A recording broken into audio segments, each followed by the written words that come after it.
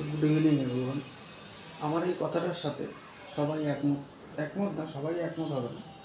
কিছু লোকের খারাপ লাগবে, কিছু লোকের ভালো লাগতে পারে। তবে যেটা সত্যি সেটাই বলবো।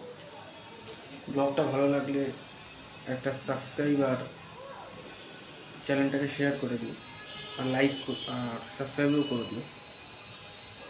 যে জীবনে না, লাইফে দু ধরনের মানুষের থেকে দূরে থাকা ভালো। এক, ব্যস্ত মানুষ।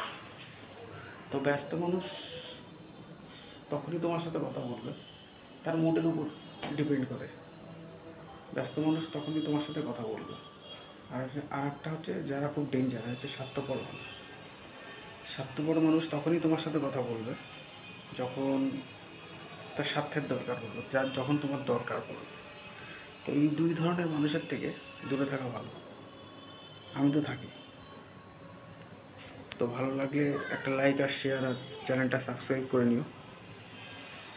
ইউটিউবে নতুন তাই। Thank you.